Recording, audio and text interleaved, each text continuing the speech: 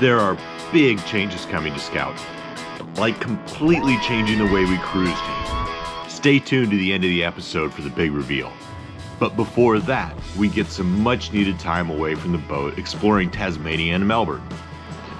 Are you ready? Oh, I'm ready.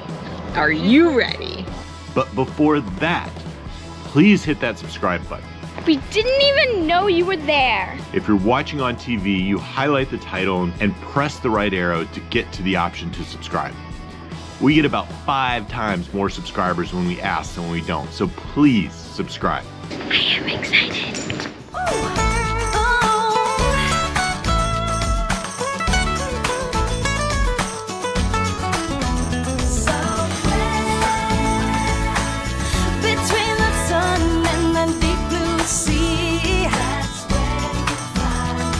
Going to Tasmania. Feels like a night shift. Night passage. It does. Are you tired? I am tired, but it kind of feels like just a tiring day, not at 1 in the morning. Maybe switch on. We made it! We're like a clown car here. Nate got the smallest car possible. I wanted him to go to Tesla. We're driving on the wrong side of the road here. All right, we can't distract him. But here we are, yay! We made it to Tasmania! It feels like a different country. I know, It's so crazy. The climate change. We're gonna go to the famous Saturday market here in Hobart today, down by the water. Gonna get our market bags and our tourist hats on. Go do some exploring. We came down to Tasmania for a break. A break from the boat, a break from the tropical heat. It's someplace we've always wanted to go. What we found was a vibrant atmosphere where seemingly everything is grown and produced locally. What do you think about that? Lots of bees. Even when you're not on the boat, you still got white stuff on your beard. Cleaning up the kitchen. Got some fresh Aussie beef here, cooking up some steak. Fresh Aussie everything. Fresh Aussie lettuce, fresh Aussie blue cheese. Easier getting local fresh stuff here in Tassie than it is many of the places we've been.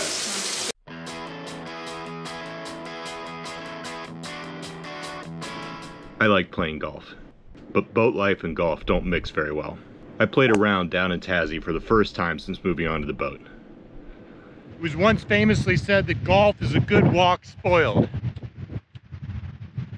I don't know that I agree with all of that, but I certainly agree with the first half, especially here, Tasmania. Good day to be out here. Barnbogle Dunes is a beautiful course, and I thoroughly enjoyed getting back out on the links.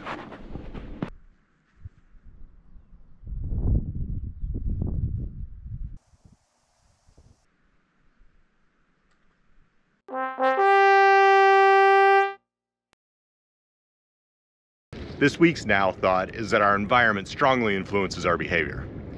That may seem obvious with an example as extreme as not much golf happening while living in a sailboat, but it's true in smaller everyday things too. Gonna get a view from the top of Hobart, top of Tasmania.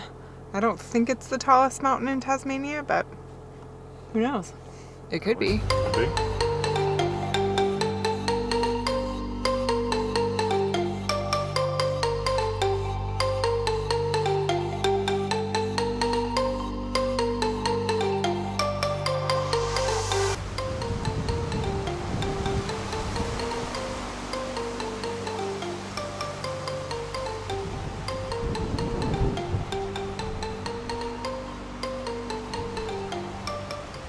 Post encounter, we're lucky to escape with our lives. Man.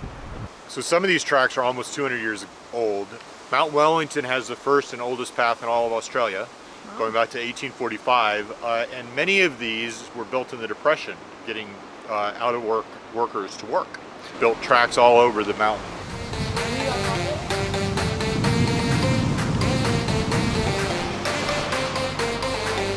Oh my God, it is not for the faint of heart up here. Holy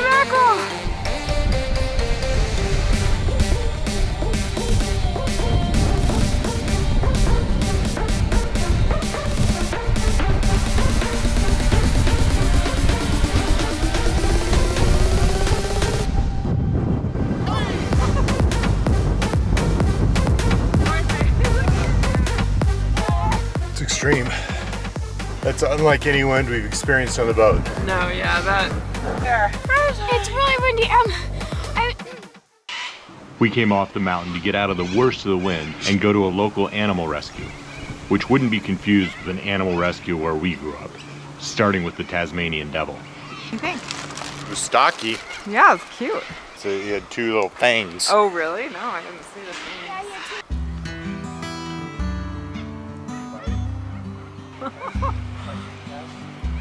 Oh, little love, huh? Oh, aren't you pretty? Oh. Super slow way. Oh, well. Well, you freak. If you hold your hand flat, it won't bite. He's not gonna bite you. It's more likely to get you with a super sharp.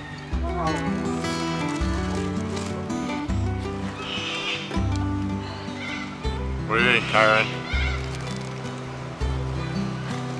They look really adorable. Oh, he's gonna grab you. Yeah. See, I'm in control here. Man. God, my baby.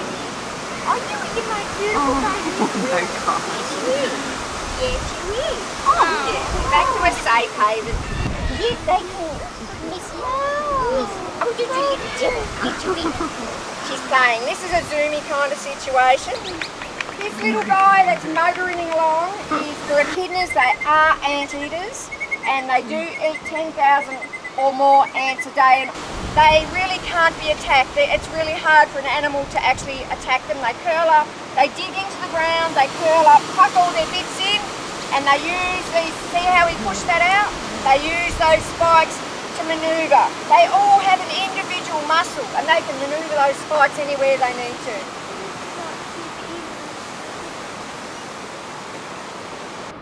All too soon, we traded the relaxed charm of Tasmania for the big city charm of Melbourne, a city which got big in a hurry as a result of a gold rush in the late 1800s.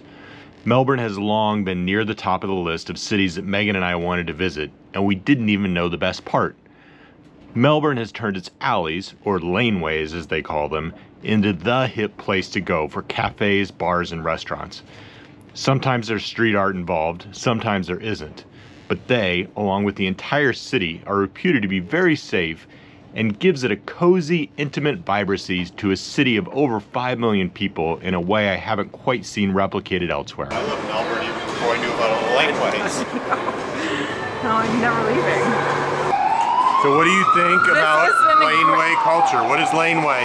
This is super cool. I love it. It's the combination of freedom and artistic expression. Is it art? Is it a bar crawl? Is it a pub crawl? Is it a restaurant crawl? No, it's a freedom.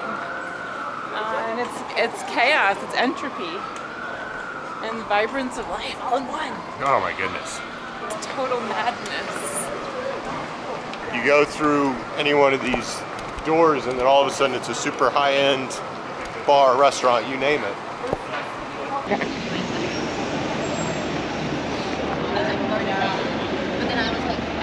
I'm eating at a professional, super popular coffee place in the alley.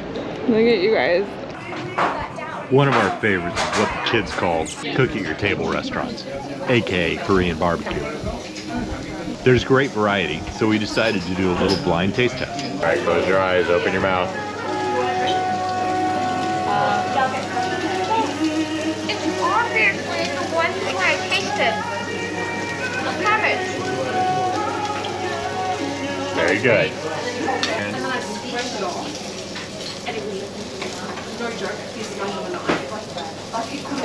What the heck is that? Looking at the table. No, even looking at the table, I don't know what it was.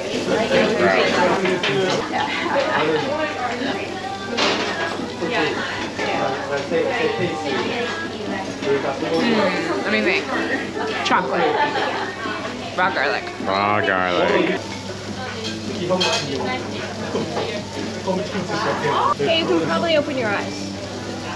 A little bit of lettuce, marinated lettuce. Salad. I get it right, full points. Or just like the meat? Just eat inside. Okay. But we're totally eating it wrong. We're supposed to just eat it raw. I think you just kind of suck it out. Yeah. So we are in the caretaker's cottage, which is a really cool, like 150-plus-year-old cottage. The church is right out there. They don't have bouncers here in Melbourne, otherwise we wouldn't be cool enough to get in this place, but it is fun. It's got a vibe going on here. It's all these little itty-bitty rooms. We're all packed in, having great cocktails.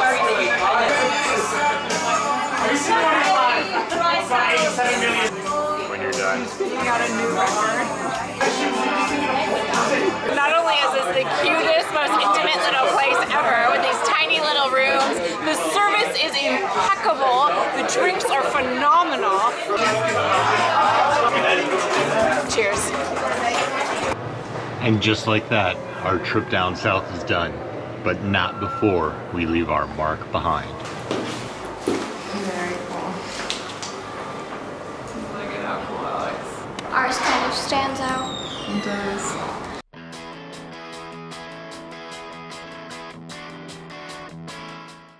All right, it's go time. We've got a big package arriving any minute. We are super excited. Our lives are about to change in a big way. Scout is taking on crew for the next extended leg of our journey. Hello. Hi. And in this case, crew is an understatement. We're literally adding a family of 4 to the boat. It's not just any family of 4. It's the sailing family from Magistra, our oldest cruising friends. Their boat is on the dock for hurricane season in the Caribbean, so they're going to join us on Scout as we set sail for Indonesia and beyond. We'll introduce them more properly next week, but no time for that now. We've got some serious provisioning to do. We're in the grocery store and we are stocking up on some goodies. What are we getting? A lot of things. Yes. Why are we showing an extended time lapse of checking out at the grocery store? Well, it's because this sequence took 18 minutes in real life. Can you imagine an 18-minute checkout? Can you imagine being behind someone in line while it takes them 18 minutes to check out? Preparing meals for 8 people 3 times a day is going to be a big challenge for the Scout Galley, and we're trying to get ahead of it.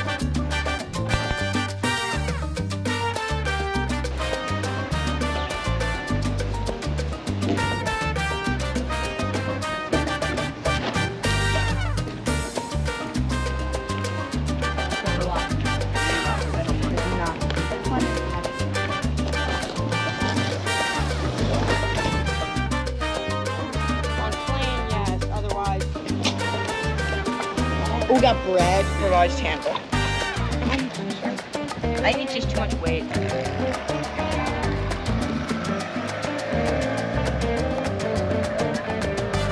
After the wettest dinghy ride ever in the history of dinghy rides, we are now rinsing and drying all things. Excuse me. Have you ever seen your mom come back from a dinghy ride so wet from the grocery store? Wettest thing I've been in or heard of. Yeah. We got anodes, wine, rum, toilet seat, self-amalgamizing tape, and Bluey dolls. Buoy dolls. All right. Is it my turn? Yeah, you got it. We got anodes, wine, rum, Toilet seat. toilet seat, self-amalgamating tape, Bluey dolls, and Thai food. Dishes. We're all loaded down, and there's our ride waiting for us, patiently or not. I'm not going to sugarcoat it. Most cruisers we've spoken to think we're nuts to have 8 people, including 4 kids, on the boat for an extended period of time. And let me get something straight right now. We are nuts. If you've watched us from the beginning, you know that. There's a saying that boat guests are like fish. They start to stink after 3 days. To that, I'll say a couple of things. Magistra is already a boating family.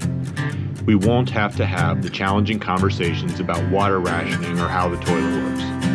But yes, this is an ambitious undertaking.